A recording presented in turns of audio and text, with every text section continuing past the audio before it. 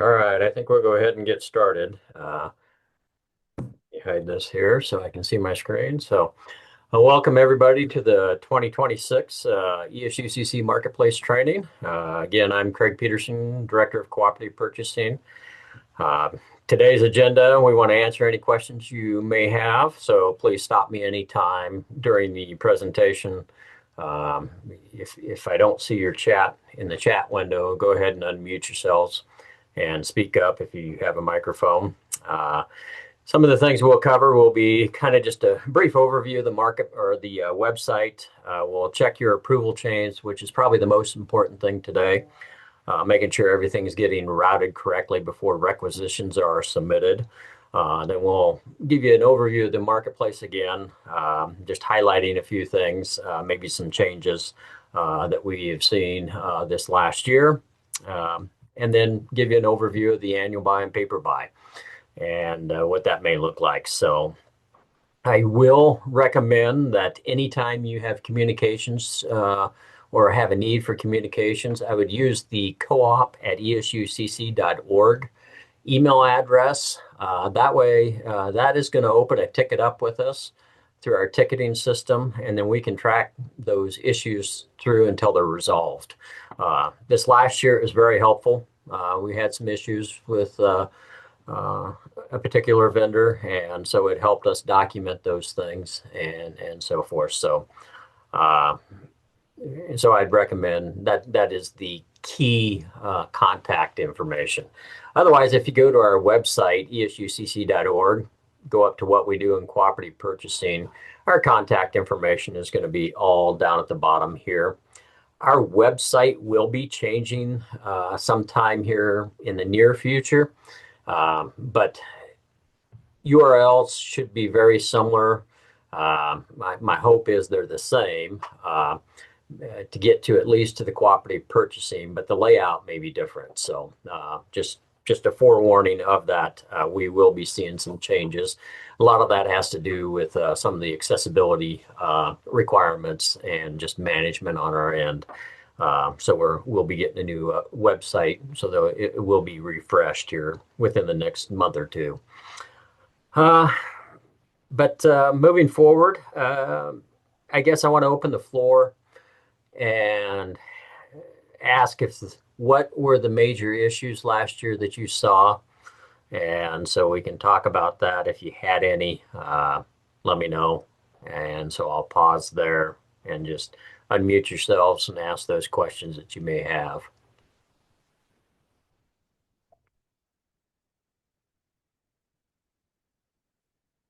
Any issues you've had?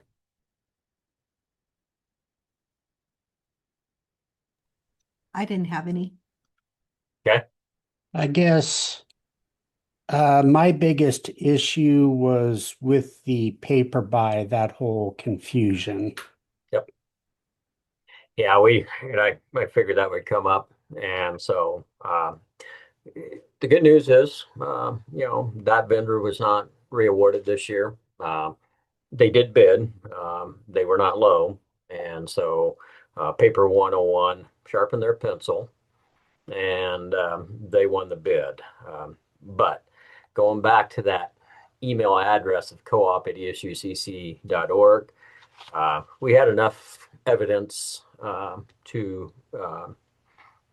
potentially, we put some language in the terms and conditions that if we had more than 10 issues reported, that we could deem them as non-responsive on the bid this year.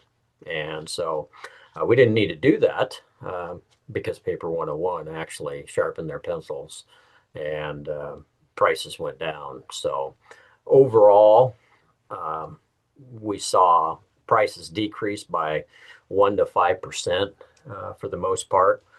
I'm sorry, 0.4 to 5.7%. Last year we saw a 1 to 5% decrease, and the year before we even saw decreases. So for the past 3 years now, paper has gone down rather than up on average. So that's a plus. And that's why we bid these items out. People get a little more aggressive when there's more competition. And we had seen in years past that We may not have had as much competition, so those prices started creeping up. But now, with Staples bidding last year and winning it, and even the year before they bid, it did help create those some competitiveness. So, um, but yes, uh, I agree. There were a lot of issues, and so pay attention. This year, Staples has won some items on the annual buy. So make sure when those items come in that they're invoicing you for the bid price that we have listed in our catalog. They do have another contract with us, and so on their end, uh, sometimes they don't get those separated out like they should. We've got some things in place that we've changed with the marketplace that will help alleviate some of that.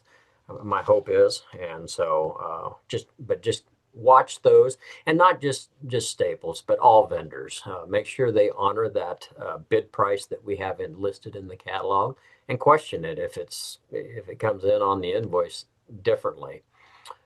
Most of the vendors, are pretty good about it, but occasionally, a new vendor, which Staples is kind of considered new because they hadn't bid for many years, and it's a new team bidding it. So it was a learning experience for them last year. They have some really aggressive pricing though on the annual buy, and so I mean substantially lower pricing than some of the other vendors. So it's tough not to award them sometimes because of that. So, but thank you, Mike, for that input though. Any other issues that you had last year?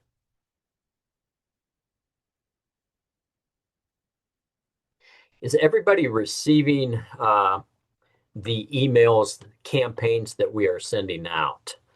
If you're not receiving those, you may want to shoot me an email and let me know to add you to those. You should have received a few of them this week. And off the top of my head, I'm trying to think of which ones recently came out. But they'll be coming from what we call MailChimp.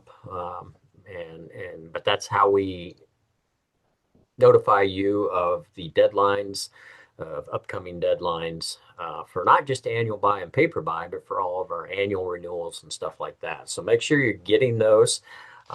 If you look into the calendar invite today, there is a document in there. You can pull up my outline, and there is a link in that document to resubscribe to MailChimp. So if you've unsubscribed from it, you're not getting those notifications, you'll want to resubscribe. But if you're currently getting them, you shouldn't have to worry about it. So let me know if you have any questions there. Yeah, just looking at pricing for the paper buy this year, to highlight a few, 400, 130 went down 5.7% decrease. So pretty substantial there. 21 pallets of paper, we see, a lower decrease, but it did go down 0.4%. And so, we've seen some pretty substantial price decreases this year on the paper at least. With that said, I'm going to go ahead and highlight a few things on the website. Obviously, this is going to change. Again, the marketplace, you know how to get there, I'm assuming. Really, I'm not going to dive deep into each one of these, but the catalogs, products, and services, that's just a list of all the vendors that we have in our marketplace. It's probably easier to view it in the marketplace than it is here, but if you want to send staff there, you can. The annual buy, we'll jump into that here shortly because there's some information in there. Annual renewals, that is going to be something for, like the Adobe licenses, Swank Motion Pictures, World Book, Securely, those types of things that renew on a yearly basis. And so there's some deadlines listed in there. You can look at those. Today's training we'll place under training guides and resources, and there's a couple different places that will land. The tutorials will kind of get you short snippets of how to place an order in the ESUCC marketplace, general shopping for the annual buy, things like that, where today's recordings are going to be listed over here. and you can view it and pull those back up. I did update these pages, at least the recorded trainings. I added the ones that we've done previously, so those are up there now. And then the remainder of the items are, for other organizations other than AEPA. This is our national organization. We bring all the contracts back. I think I counted up 80 contracts that we'll be actually approving today and tomorrow with our board, our committee, and our board tomorrow. And so we'll bring in 80 contracts from the national cooperative back to Nebraska. Become a vendor. If you have contacts in your local communities and they would like to join the co-op, so I'm talking somebody like they have to be a municipality. So your village, your cities, your counties, and other municipalities, we can actually bring them on board with an interlocal agreement, and they can order just like you do. So if your school is ordering on behalf of the city for paper, it's possible that we should probably have them reach out to us, get an interlocal in place, and then they can order themselves. That way it cleans everything up for the audit. And I know they've done that in the past, schools have, and helped the city out. But it may be cleaner on your end if they have an interlocal with us, and that way the state auditor doesn't ding you on that. And then vendor resources, that's for our vendors just to register with us. So if you have vendors that aren't in the co-op yet on the annual buy, point them to this page and they can register with us. They'll get notification of those bids when they go out. So I'm going to jump back to the annual buy. That's a lot of what we're here for. This has been updated now. And so it'll look a little bit different, but vendor information, that's going to be your contacts. So when you do have those problems, especially, last year we had, and why am I not seeing Staples in here? Okay, there it is. Just wasn't going down far enough. And so last year, what we were seeing is schools were reaching out, they'd get the invoice, and they would reach out to Staples customer service, and customer service has no idea how to view these orders when they come in. And so they were hitting a roadblock. Well, you need to communicate with either the support, and I need to double check that. I think it's K-12 support. I'll double check that when we're done. But Olivia Malik and Aaron Turner are your contacts. Probably Olivia. Aaron's more likely my contact, but so if things need to be escalated, I escalate them to Aaron, and after that, they get escalated internally by them. So just communicate with these contacts. They're going to know about the annual buy and the paper buy. The others may not, like Staples, their customer service, those contacts, they have no idea who we are even. And so they're such a large organization, and that's part of it. So you get in the smaller companies, you don't have that issue so much. So these are updated. These are this year's vendors, and so you have access to that now. Likewise, the vendor W-9s have been updated. Just did this last night. So this is one. So if you open this up, it's one document. You can download all of our vendors in one document. Just click the download button here, and you'll have access periods, and then they're arranged alphabetical order, ACO, and so forth. So there's your W-9s for you. Throughout the year, you can use the discrepancy reporting if you have issues. Not needed necessarily. An email will work in the same manner. So report back to those vendor contacts up here. And the reason we provide these is because we disable those vendors after the annual buy closes. So no more orders can be placed. And so you don't have the information that you can go into the marketplace and view it. So we provide it here for you. And then catalog updates. This has not been updated, but it will look similar to this as we get going. with the annual buy and the paper buy, as we see changes with product or cancelizations because they've been discontinued, we may change the model number. You'll want to come in here and check. So when you're checking those items in as they arrive in your warehouse, you can do a search on the co-op item number to see if they're in this list. If they are in this list, like 903-470, you can look and see what the deal was with that. This item is originally numbered as 903-400, so we made those updates. You might see something like discontinued. We kind of highlight that discontinued to make it obvious that these items have been discontinued. And so what's the vendor going to be doing about either substituting or canceling that item? And then we also list whether we approve it or not and what date we approve that on. And so there's probably some in here that are obviously optional. And so we give you the latitude to either accept that or not accept it, cancel the order, whatever it may be. Because most likely when we do that, it's an item that we say, we're only accepting this manufacturer. And then they substitute some other manufacturer.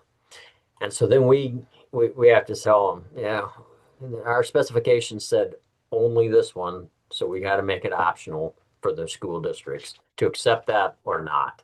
And so you have that option then. And so we'll indicate that here. So, and as you're going through ordering, if there's not something that's not in the catalog, you may submit it for a suggestion for next year. I will say that we received a suggestion last year on the paper buy to add parchment paper, and we now have parchment paper on there this year. And we added those, and so my hope is I'm waiting for part numbers on them, but we're just about done. And I sent that email off this morning to get those part numbers. But so yeah, as you're going through the catalog, if you don't see something that you want in the catalog, you can come in here, fill this form out, submit it to us. We'll look at that. We'll make sure that we don't already have a specification written. It's possible that we do have one. We just didn't get any bids on it this year. And so we look for those suggestions from you. We don't know what to add to the catalog because we're not the ones making we don't have the needs in the schools. You guys do. So please utilize that and make those suggestions to us. So questions on the website?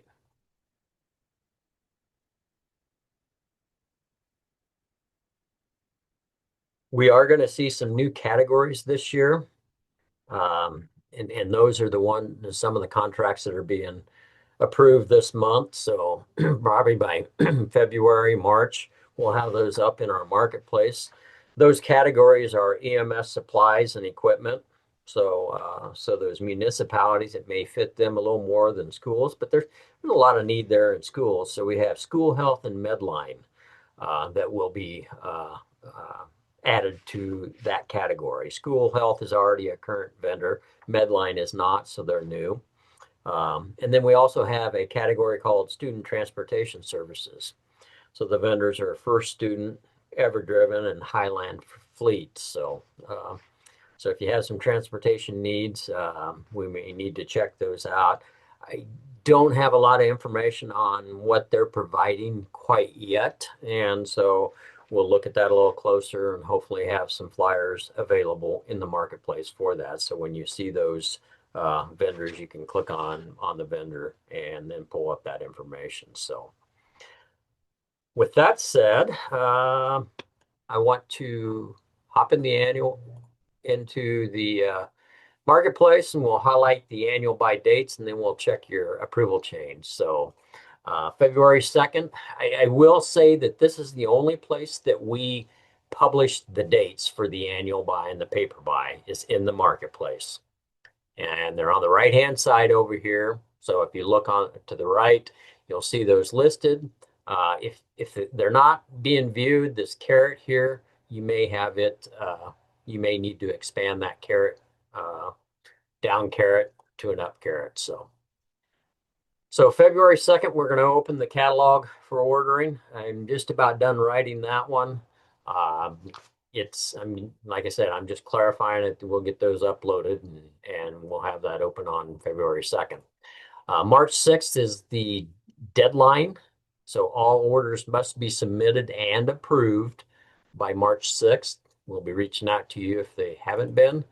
I mean, if you don't submit them and you miss that deadline, then you miss it. So March 11th is the aggregation by address. And really, we're just taking, so if you have multiple users in the marketplace ordering the same item, we take and I always use number two pencils as an example.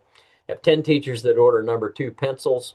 We take those 10 orders from those teachers and we aggregate that into one line item and then send the aggregate total to the vendor.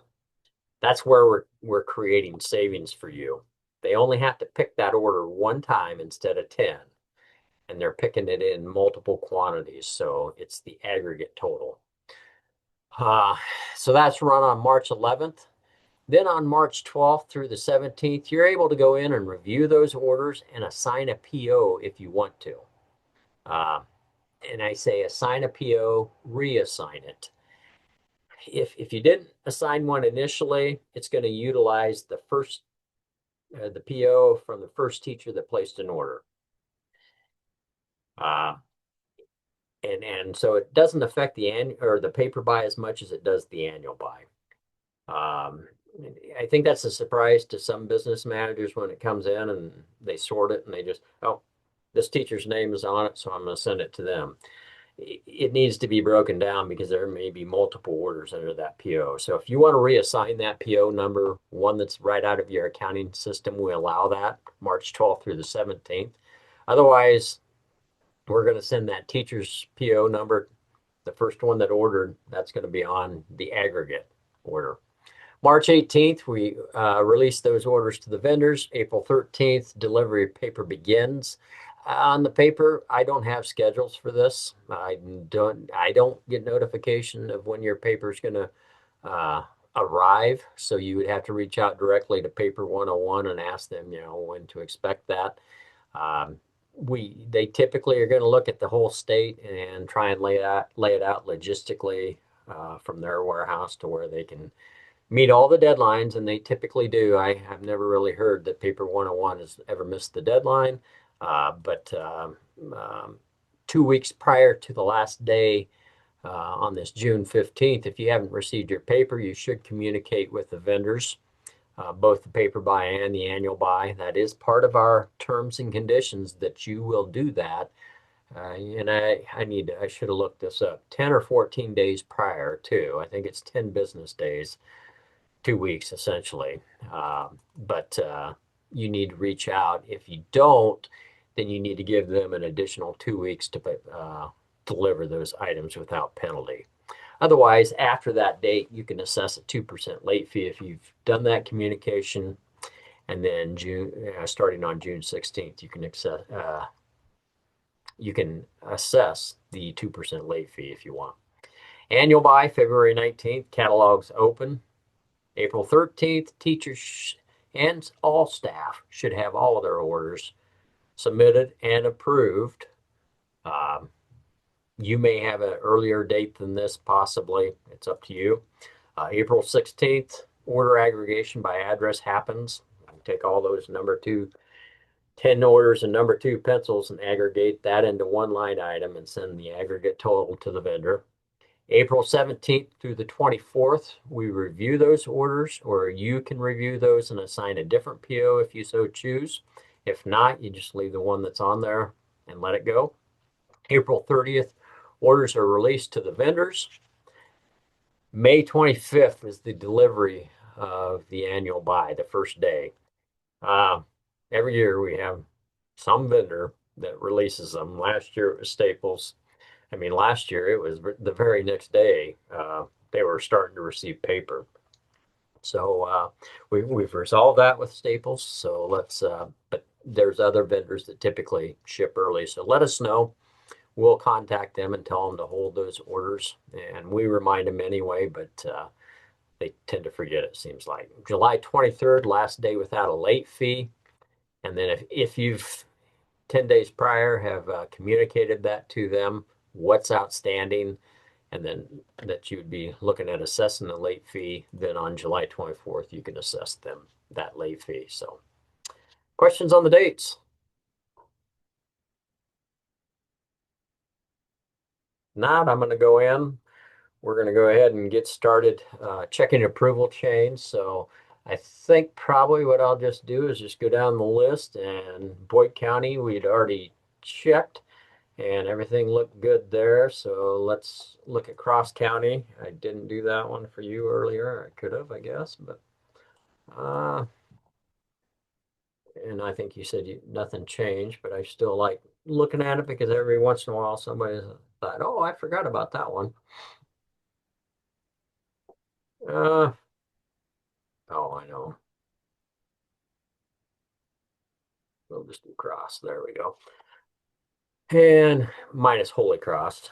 So everything goes to Ken Booth, Yep. and then Justin, and then you, Carlene. Yep, that is correct. Okay. Let's see. Do we have Gibbon on? Is Janie on? Yes, you're on. Let me mark you off. Come in late. Let's look at Gibbon, Jay. Well, if I can type. So this one's on the account, so it must go to just one, and it's an or statement. So everything goes to you, Janie. Is that correct?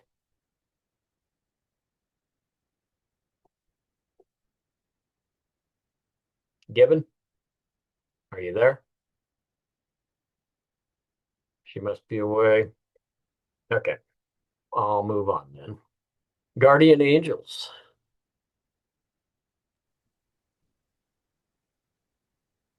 Yes. We'll see what we got set up here, and looks like we do have I think it's GACC. If I remember. Yes. Nope, nope. Maybe I changed Mhm. that. Guardian Angel Central Catholic. There. There we go. So everything goes to Rochelle and then Teresa, Yes. yourself. Okay. No changes. No changes. All right. Hastings then. I know we got one for, oh, no, we don't. I think it's on, everything goes here.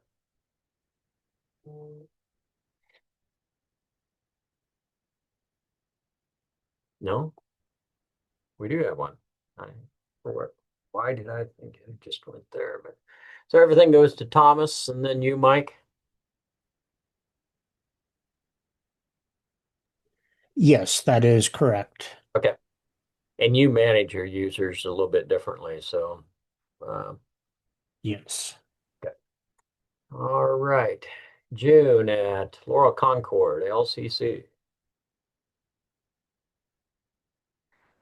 So, June, I think we checked this earlier for you. Does everything look correctly? So we have one for the elementary, one for the middle school, one for the high school, one for the district.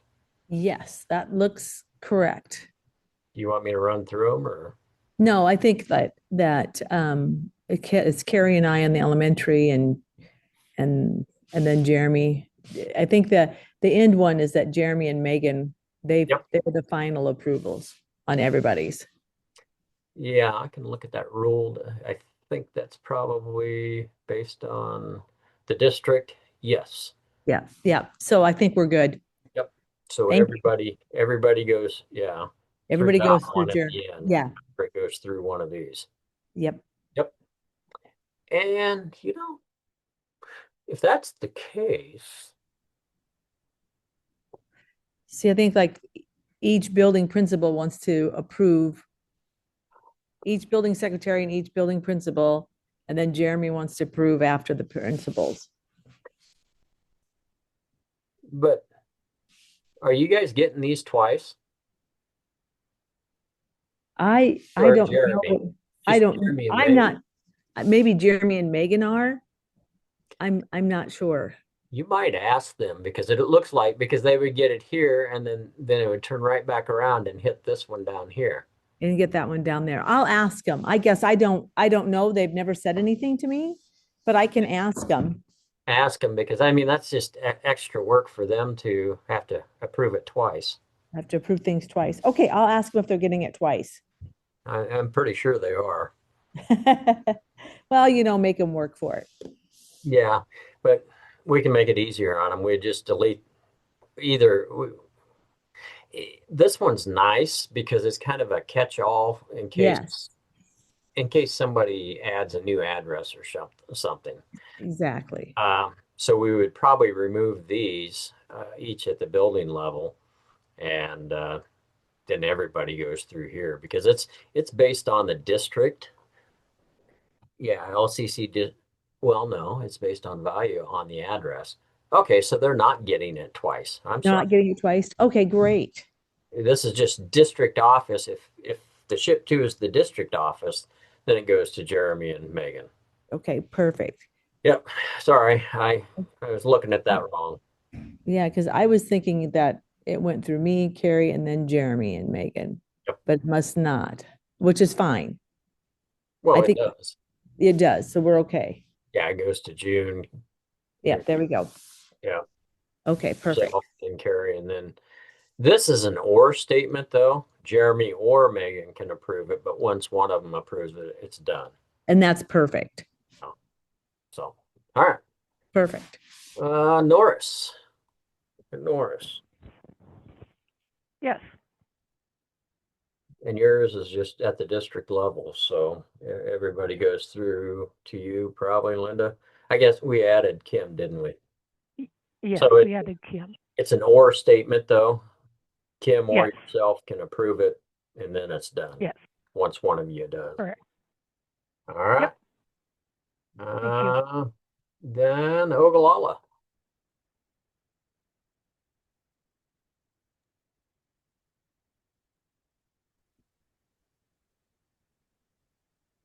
I always fat finger that. Too many That's all all right. something. Everything Brenda and then yourself. Yep, no changes. And that's an or statement. So once one of you approves it, it's done. Correct. Okay. All right. I think I got everybody. Did I miss anybody?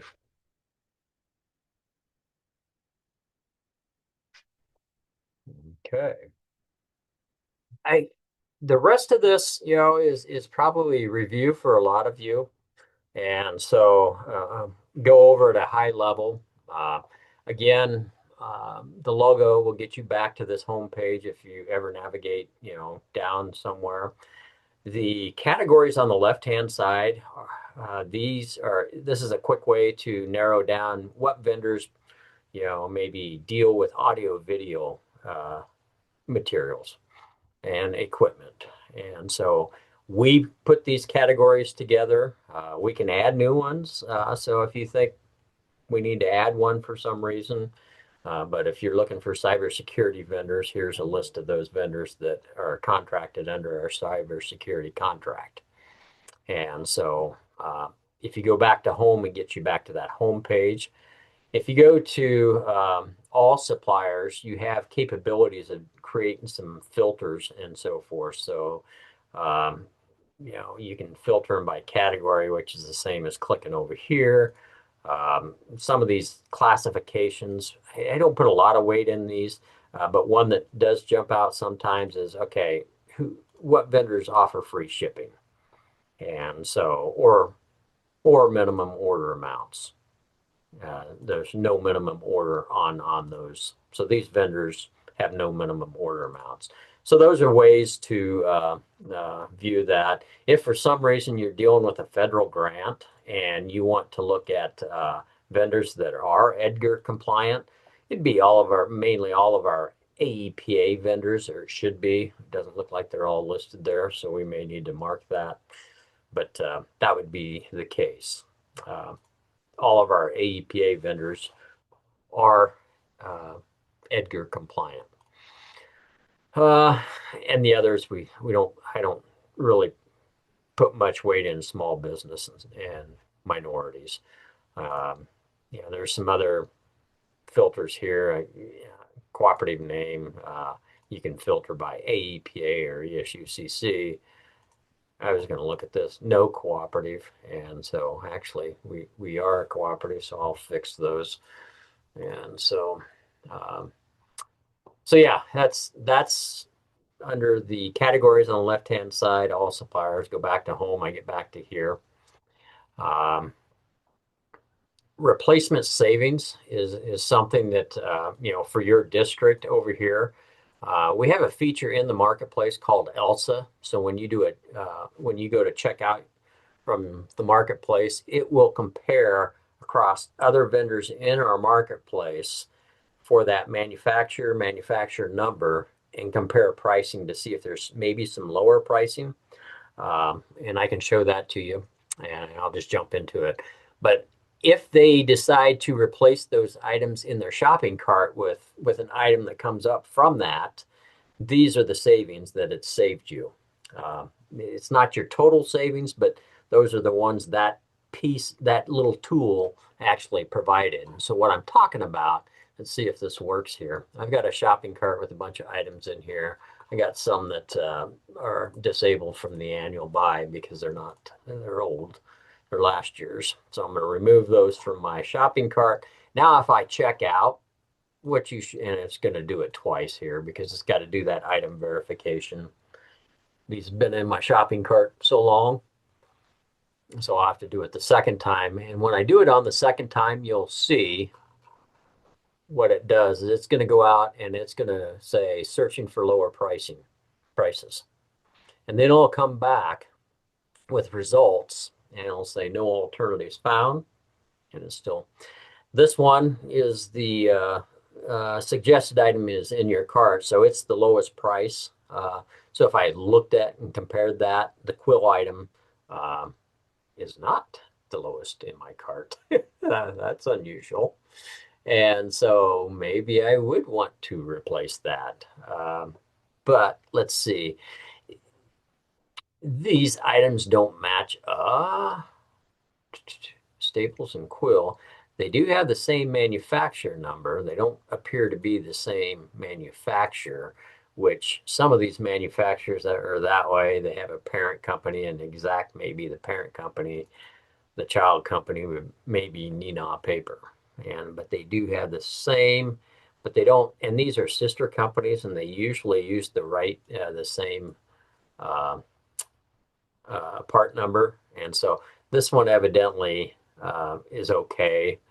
I don't know that they are comparatively the same. But if I scroll down here, I'm going to see one here for a Sharpie. I'm going to see a substitute here, and I see a flag here that possible quantity difference. And so these are some of the things that it flags for you. If I compare these, I can compare them side by side. I can see if I look at, and these are made by Sanford Sharpie, same thing. The manufacturer numbers are the same. So these are the same. The only thing I would look at is maybe unit of measure. And I can't really tell on this item what their unit of measure is, but by looking at things, it's per pack also. So this is the lower price. So I'd probably replace that one. And I shouldn't have done that, but I will. And so then it updates my shopping cart. If I compare this one, it has a flag that says possible quantity difference. And so yes, the items are the same, but this is per dozen and this is per each marker. And so you can see the difference in pricing there. And that's why it flagged it. It's not sure, but that's what the case is. It's $2.89. I believe this, if you divide 3177 by 12, it's 260 something. And so that would be the lowest price per marker. And so if you are kind of doing a centralized ordering, this is your better price. So you would leave that one. And so that's the explanation. And this one here, it's substituting an item. It's like, I don't find this item anywhere else, but here are some substitutes, and they each are flagged as a substitute. They're near matches, but not exact matches. So that's ELSA. So it's called the Equal Level Savings Advisor. It's just advising you okay, this is what we're seeing in the marketplace being offered by another vendor. Do you want to replace it in your shopping cart? And you can list a reason why you replaced it. You noticed I didn't do that with this one, and I'm going to switch this back so before I forget and make sure it's well, maybe I can't. I wonder why that's let's do this one then. There. So for then my next training, it'll be set that way. So yeah, that's a feature that it was like in there last year, man. But I don't know if we talk much about it, but it's always trying to save you additional dollars then. So um, I will jump into the admin here shortly. I want to point out that your requisitions and orders menu item is here. That means it's only going to show those requisitions or orders that you've been involved in. So either you've placed yourself or you have approved. You may not be seeing the entire district's orders. In order to do that, you need to be an account admin. And you know you're an account admin if you have the admin menu up here. And so, and actually, this is going to look different. So I'm going to jump over to our demo. So if I click on the admin button, it's going to take me into what you'll see. And then under account management, you get users, addresses. I wouldn't suggest adding any new addresses unless you communicate that with us. Because what happens if we're doing approval change by addresses, then you create a new one. There is no approval change. Teacher gets in there and places an order, and it leaves our marketplace without anybody approving it. So be careful. Let's communicate with us before you create any new addresses, even renaming addresses. We need to be careful. Account requisitions will be those requisitions that have been submitted, whether they've been approved or not yet. What I see here is a lot of, and if I go all time, a lot of schools will send the requisition rather than the order to the vendor. And when you do that, if you have multiple vendors listed, it's listing all the stuff for all these other vendors when they don't really need to see that. You should probably send them the order. But probably a week before the annual buy and paper buy deadlines, you may want to come in here and change these all statuses to pending approval and also created. And just look at those, and the difference is those that have a created status in a requisition, it means they went to check out, and on their checkout, they have the button that says save and place later. It creates that requisition and it puts it away to a spot to where they can't get back to it through their shopping cart. They have to go to their requisitions, find the created requisition, and then transfer it to their shopping cart and then check out. So you want to clean those up. Otherwise, we'll be sending you emails about them and say, hey, you have a teacher that has a save and place later shopping cart that they don't know about. We're getting near the deadline. You need to take care of that. They may think they submitted it. They didn't. It hasn't been approved. And so they need to submit it. So those two things prior to the annual buy would be good to look at. And then you can just scroll down and say, okay, I need to visit with this teacher and that teacher and so forth. Or pending approval, at least you would visit with the ones that have created status, the teachers. Pending approval may be, I need to look at it and say, where is it at? Who needs to approve this? So if I click on the page icon here, it's going to take me into that, and it's going to show me what vendor or what approver it's sitting at. And that's probably a bad example of one. If I look at this business manager, this might be a better one, maybe not. I can find one I know. Might be this one. There we go. So I can automatically see, okay, the Nebraska principal has approved it already. Now it's just waiting for the business manager. I need to go talk to the business manager, get them to approve it before the deadline. So the other thing you see here in requisitions, if anybody changes any quantities, it's going to be under details.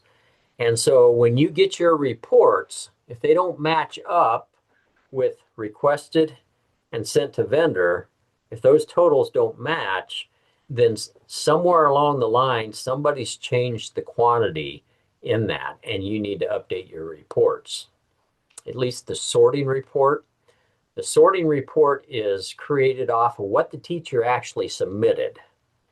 The receiving report may be a different quantity because maybe the principal came in and changed the quantity.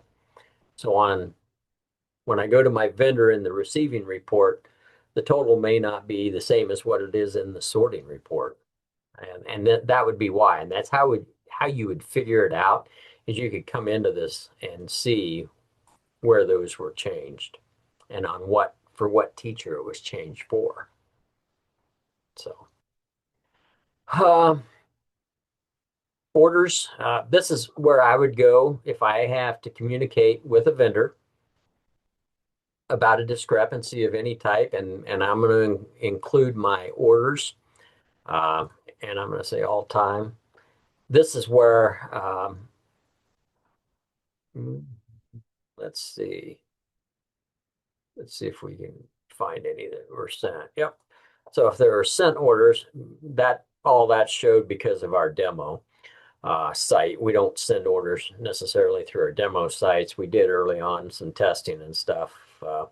But then I would probably go grab that order from here and click on the export to PDF, pull that order up, because it's only going to show that vendor's items on the order. And so it's only CDWG. These are the items that was requested on that. So that's where I would go. And I've seen that oftentimes they'll send the requisition rather than, and if you've seen some of these requisitions, they're, for the annual buy, very long. So I probably wouldn't do that. So things to do underneath the admin account users. There is a new feature. Anybody that has not logged in within the last 425 days, I wanted to get past a year, so 15 months, just in case they only logged in during the annual buy. Hopefully they'll log in before, 15 months. But it will disable their account. It'll make their account inactive. So you should be receiving, the account admins will be receiving those emails that these accounts were made inactive. If that teacher's still in your district, you probably ought to go and reactivate them. Now, the problem is when I do that, so say this Nellie Johnson, she's inactive. If I hit active today, it's going to run that process again tonight. And if she hasn't logged in before this process runs again, it's going to make her account inactive again. So you'll need to communicate, say, Nellie, please go and log into the marketplace right now so it doesn't deactivate your account again. So you may see that. How do I know whether they've logged in or not and when the last time was? If I click on the blue page icon for that user, it'll give me that information. And if their last login date is blank, it means they've never logged in. I get this with some approvers. They don't get in and place any orders, and they do their approvals through email. They've never logged in. I had this one here just a week or so ago. And so we had to tell them that, okay, make sure you go tell this user at least to log in today so it doesn't deactivate them again. But they were in the approval chain, and it will still make them inactive. So it's a security thing. We don't want inactive accounts just sitting out there with weak passwords so people can try and hack into it. And that's really why this feature is being enabled. So questions on that? What I would do is go into your users, just go through your list, say maybe David left the district. I would edit David and make him inactive, come back here, and then I would export, I would say all statuses, and I just want to look at the inactive users and then I'm going to export all those inactive users. If you want them removed from the marketplace, you'll have to send those to us, and then we have to go through them. I do need the spreadsheet, or at a minimum, I've had some of them take a screenshot of this. That don't do me. When I got 15, 20 of them, I can't copy and paste a screenshot. So the export, I can copy their email, paste it in here, copy, paste, copy, paste. Screenshot, I cannot do that. So I'll likely send it back to you and ask you to export it if you send me a screenshot of it. So, So Craig, yep. sorry to interrupt you. Basically, we need all of our users to log on, correct? Yes. Yes. If Okay. they haven't logged in if they haven't used the marketplace since the last annual buy, I would just send an email blast out. Make sure you log Okay. in, whether your account may be made inactive. Perfect. Thank you. Sorry about that. It's 425 days is what I had them set at. The default was 365, So users there, addresses. The one thing you need to do and check, don't change any names of these addresses, because that, especially after the annual buy starts. We had, I think somebody changed last year the name of the address, and that that messes things up. So we need to do all this prior to the annual buy if you're going to make changes. But what I want you to do is go in and edit your addresses, look at it, and what you're looking at is this email address. Make sure that's an account admin. They have to be an account admin. It can't be just a secretary that don't have account admin access. That's the person that's going to receive the sorting and the receiving reports.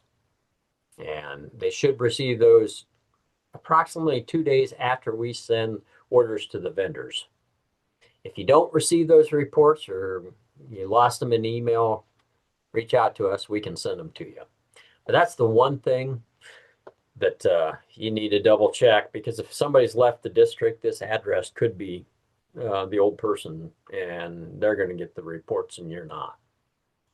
So other than that, that pretty much covers the admin side of it. Are there any other questions on the admin?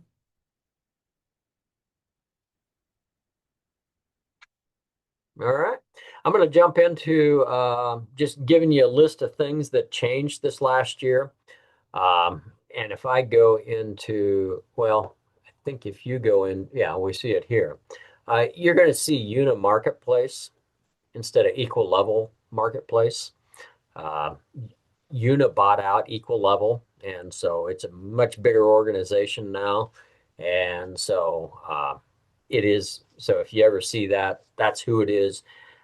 When teachers order now or register for an account, so just as a reminder, you don't have to set up users here, create new user. I would tell them to go register yourself. Come to the co-op page, click Use UCC Marketplace, click the register button. Likewise, if they forget their password, tell them to go to recover it themselves. You guys are busy enough in the office. Take that off your plate. There's a link there for them. If they continue to have problems resetting their password, then maybe you need to help them. But if they register, they can self-register as long as they use the school district's email domain. So if I say Boyd County, that's what associates their account with your district. Now, occasionally we've had teachers start typing and pick the wrong school district, and a school will reach out to us and say, we have no idea who this person is. Well, it's when they registered, they chose the wrong school district. We've had a handful of those that happens. But what they'll do is they'll fill this out, email, first name, title, phone number, password, confirm password, hit register. That'll go to Una Solutions, and it will reply. The marketplace will reply, and I forget the address now since they changed. It used to be no reply at equallevel.com. It's probably no reply or marketplace at unisolutions.com. So one of those emails. They'll click on a link in there, confirm that they own their email address, and then they can come right back in to the login page and then log in. So that takes that off your plate. You don't have to set those accounts up. It's very easy for them to register. Your safety net is the approval chain. So if anybody gets into the marketplace, places an order, and again, maybe a teacher from another district accidentally registered themselves, they don't realize it. They don't have addresses for their district, so they don't reach out to us, but they choose your shipping address. That requisition's coming to you then for approval based on that. So that's your safety net. Questions there? So yeah, that was one change. Supplier contracts. So the way supplier contracts look now, and that's really, and I want to get one that's got enough information in it that I think CDWG will be a good example. The way this information is laid out, it used to go columnar. Now it's kind of a row for corporate information. It's all in one row. So CDW is the G is the contract name. That's the corporate contact. We provide you the Nebraska contacts down here. These are the ones that you typically will reach out to, but everything's kind of provided in rather in row information versus columnar. In column information. That's one change. So it's just the contract layout a little bit changed there, not necessarily in the information. On the home page, I need to look this one up. There is a search suppliers by keywords, and I'm wondering if it's no. Actually, I think if I put masks in here, I had this on my last one. It's like, okay, I'm trying to remember how this feature works. Yeah. So these vendors here, we have tagged as having keywords of masks, and we did that during COVID, and I just haven't removed it. So that's that keyword search there. If we've tagged them as masks, then it will show up. Supplier profile, improved layout of supplier profiles. I think that was really the one I was just talking about here too, with the contract. It's this, if this is the supplier profile versus everything is the contract. So all that's kind of changed. There is one with the shopping cart where you can expand items in the details. So if you want to expand this, it provides you right here in the shopping cart, the manufacturer number, so forth. If you want to look at the contract or go to that vendor, it'll link you directly to that contract then. And so when I do that, it takes me to that contract page we were looking at earlier. So that's right in your shopping cart. All that information. And then the users that we talked about, deactivating those users after 15 months. If they haven't logged in, it'll deactivate those. So those were the changes this last year.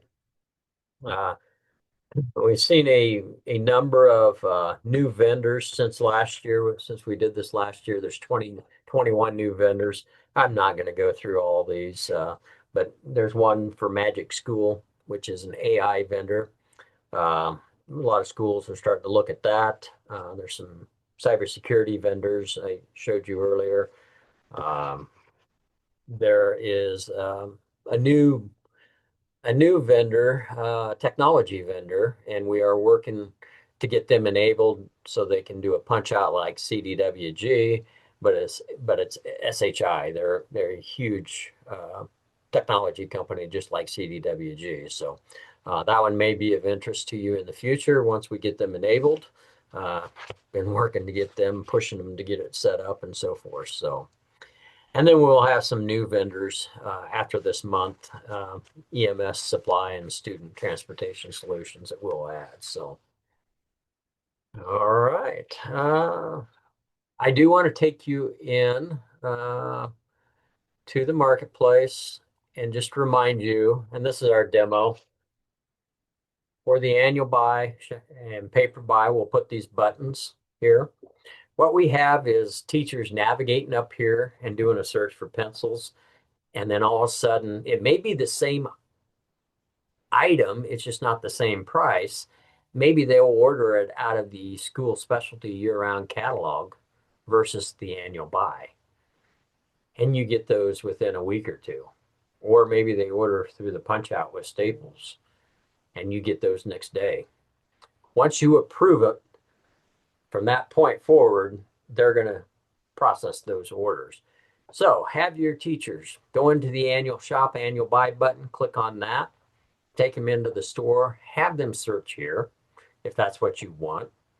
And then they can search for pencils here and not have to deal with that. But we get the question, how do I know whether they're annual buy items or year round? Well, if I add this to my cart, view my cart, and check this out, it's going to transfer it back into my main marketplace. If an item looking in a requisition is just blank, you know, a generic, I won't say blank, but just a generic description versus one that starts with a 6-digit number like the one I just added, that is your indicator right there that that is annual buy item versus non-annual buy item. If it doesn't begin with a 6-digit number, it's not annual buy, it's through a year-round catalog.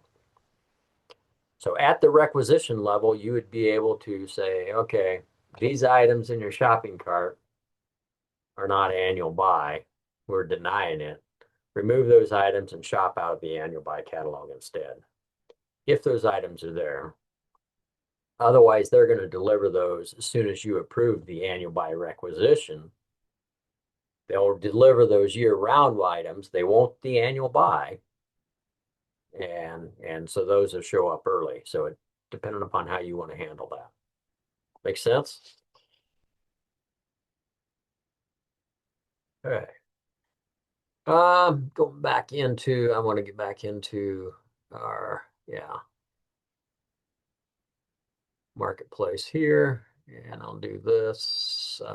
So yeah, we'll list all the PDF catalogs here that you'll be able to download, break them out by section as we do. Like to always try and get rid of one of these, but some schools like the numerical and others like the subject index, and then they want it broken down too. So we leave all these and provide those to you. So so if you want to pass a PDF catalog around and print it out and pass it around and have teachers mark it up and have your secretaries, building secretaries submit their orders, they can do that. In that aspect, we've had some districts create teacher accounts, don't tell the teachers about them, and they log in as that user when they get the catalog back and place their order for Jenny, log out and log in as Tom and place his order, and so forth. You set generic passwords. So in the demo site, you would have to do this and set these accounts up yourselves. So you come to account users, you say new user, and you set up each one of your teachers. They should be a buyer at a minimum. Approver, by marking these approvers an account admin, it does not add them into an approval chain anywhere. You still have to communicate that to us, but they need to have those if needed. And so then you set up their account, and you maybe set a generic password here that every teacher's is the same. It's not the best cybersecurity practice, but set a strong password if you're going to do that. And then you log in as that user and log out. Just make sure you never notify them of access granted because they will then know there's an account set up for them. But as long as you don't check that box, you're good. You can create those and do it, do orders that way. And we do have a handful of schools that will do that. So, all right. Let me go back to the home page here. So yeah, direct them into the annual buy, shop in the annual buy store. I will point out with the paper buy, if I try and add items to my cart and view my cart and check out, it won't allow me to check out because I've got to choose some shipping method, whether it's the free one, which is $409.95, or the other two options. How do I see those? If you come up to all products and shipping and handling, it'll list those items for you. And you're going to see free tailgate, no lift gate required, or lift gate to ground. And so this description does change a little bit this year because we're back to the 4 pallets. So you have for every 4 pallets is $485. I'm not sure if that's not this year's price. And inside delivery, it's not going to be free. 1 to 5 pallets last year they had delivered inside through Staples. That won't be the case with Paper 101. So, you'll have to choose one option, add that to your cart, and at that point, it will allow you to check out. Okay. So if I hit checkout, it's going to transfer it back into my main marketplace. As long as I get items back here, it's going to save these items in my shopping cart. I can log out and log back in 3 months later, and they're still going to be there. It's when I'm in those stores, like here. Well, yeah, let me a couple pages back. So if I'm in the paper buy store, well,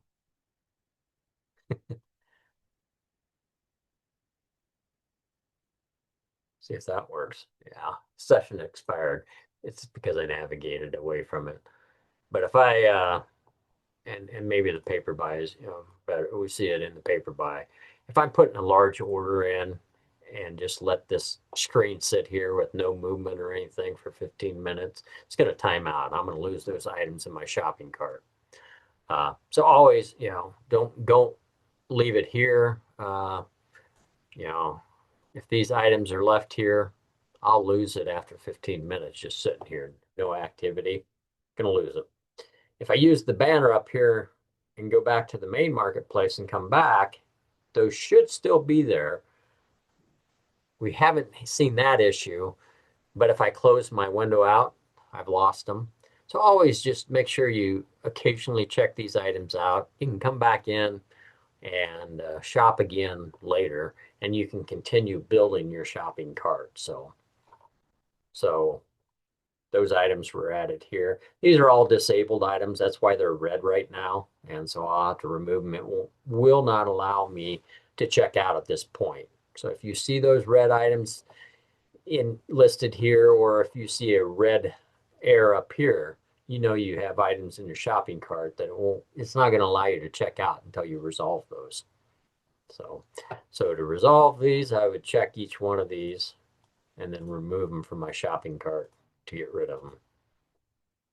And again, if you go in and shop multiple times for paper, you may want to remove the multiple, especially if you're doing liftgate service or inside delivery. There are going to be charges on there, and it's going to calculate it multiple times. Just only have one listed there.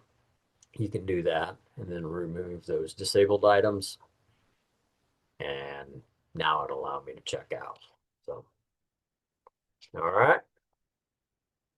Questions there? Trying to just see if there's anything. So That gets us into the annual buy. Just a quick review. I'm not going to go too deep into it. I need to get navigated to my folder here. Sorry, I didn't have that pulled up like I usually do. Drill down in here. So I used Hastings as my example. These, I delete that one. So I mentioned that you're going to receive two reports, a receiving and a sorting report. These are old reports from 2022. I just keep using them for trainings. But on the annual buy and the paper buy, these are the only times you will receive these reports.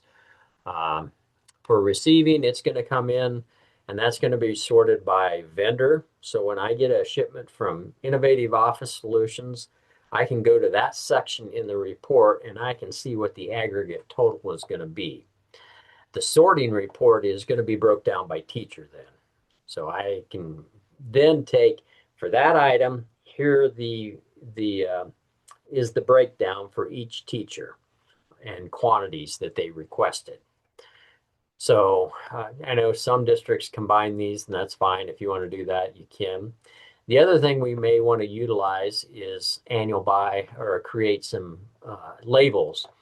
So when I'm going through the sorting process, I can say, okay, for this teacher, package these number 2 pencils up, this quantity. I can peel the label off and say, okay, there's 2 orders of number 2 pencils for that teacher. And so for each teacher, you'll have a label then created. What those labels would look like then is something like this. They're numerical. It's sorted numerically, so you'd keep them numerically so you could flip through the pages quickly, find, scroll down here looking for 102,870. And you see you've got multiple labels for each teacher then. So we have an Elizabeth here, we have a Heidi 1, and that's it. And then it goes on to the next number, 102,880. So Heidi Smith, Elizabeth again. So you can break that down and have those labels. So that's a mail merge. You just create a mail merge using the sorting report. I'm not going to go into that. I think most of you know how to do mail merges, so you get that. But this is what I do is when I get these reports, I would open them up very first thing. Now, let me pull it over here. Sorry. Very first thing I'm going to do is save it as an Excel file so it saves all my formatting. And then I'm going to format it so it's a little more readable. So I'm going to expand these columns, resize those that are too wide that I think, narrow it down a little bit, but yet wrap that text in that column. So I can very quickly then go through here and see, I may bold this. I may also turn filtering on, probably freeze the top rows, and so forth.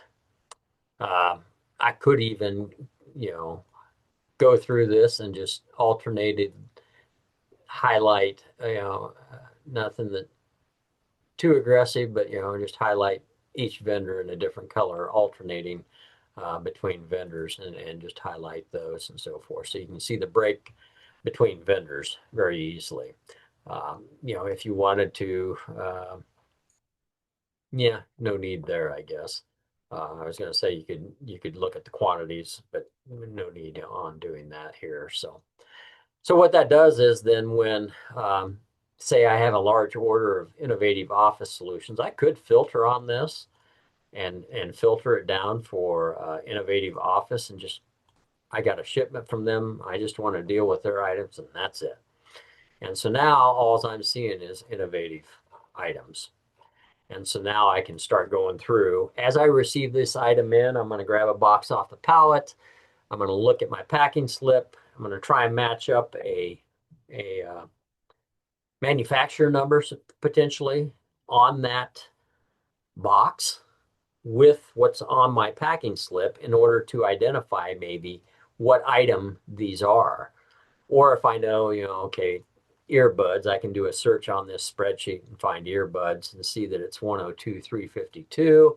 So how many did we request total for the district? There were 4 orders ordered and requested, and so that's what I received. So I can put a 4 in there in the receive column. That just allows me to keep track of as things come in. What I have at the end of the year, I would be looking for any blank columns. There's some things you can do with conditional formatting that if this is blank, highlight it red. And so at the end of the year, any of those cells that are red, I need to reach out to that vendor and see where those items are.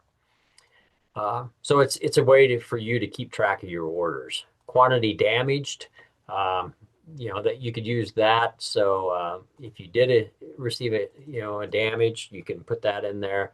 So you can come back and say, oh, we received 16 of them, but 1 was damaged. And in that case, I would only put a 15 in here. And so this does not equal this quantity requested or quantity ordered is what's actually sent to the vendor.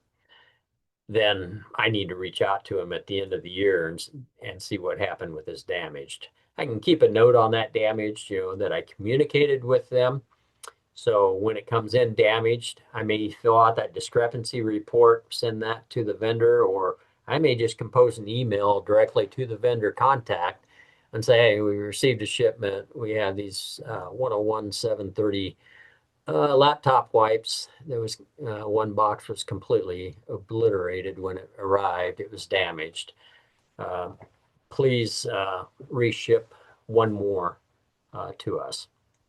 And then I'd also put in the date that your shipments come in. So 01/15/2026.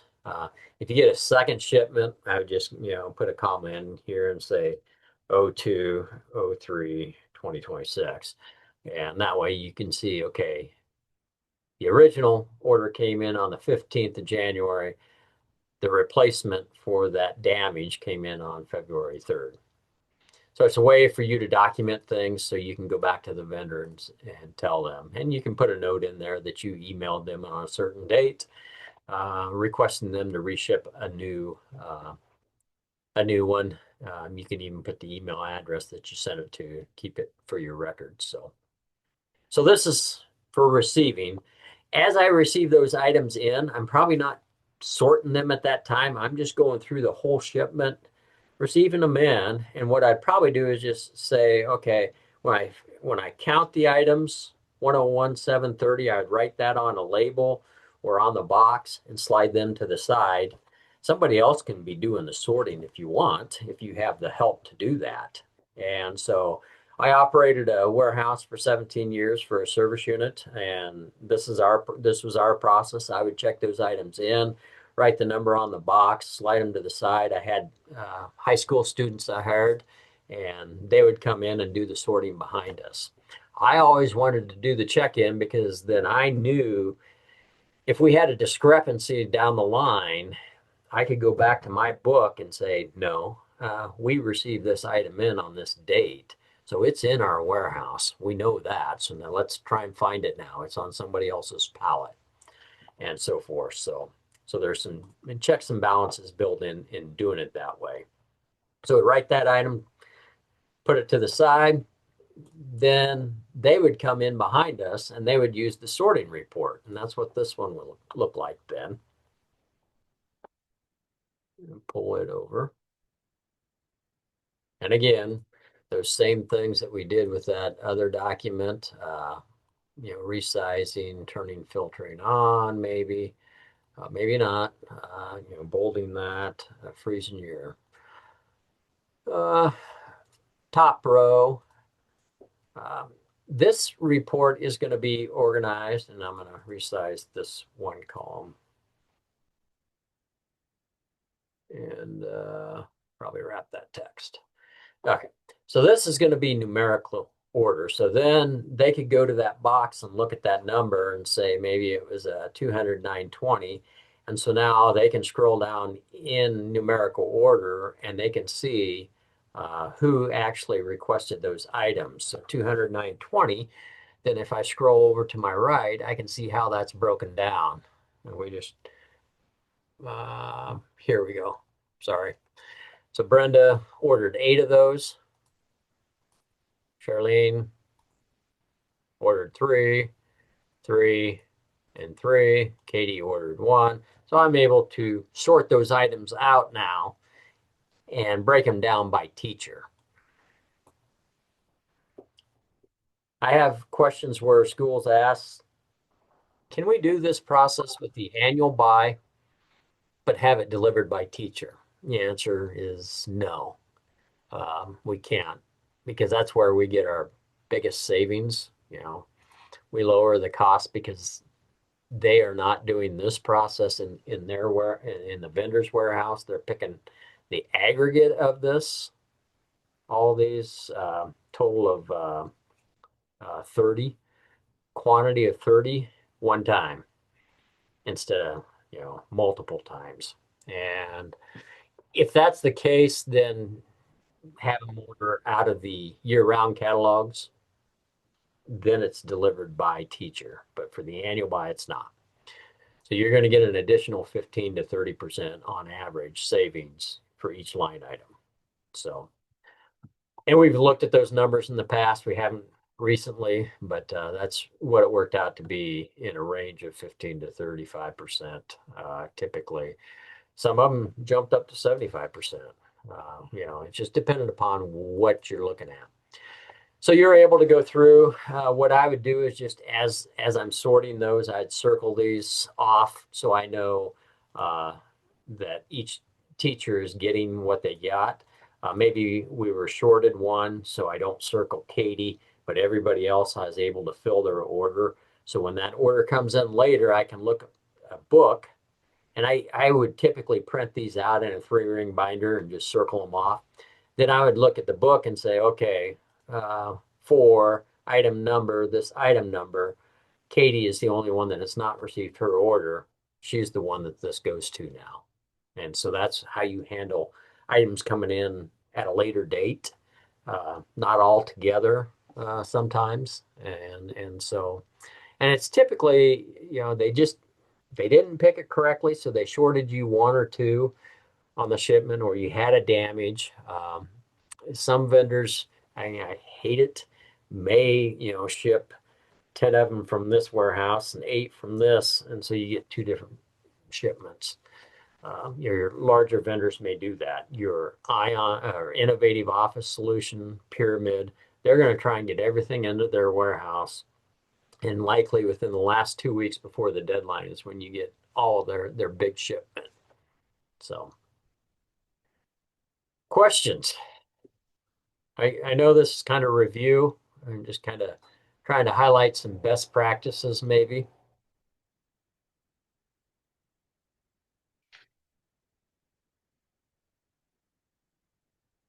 Just suggestions on what you've done in your districts.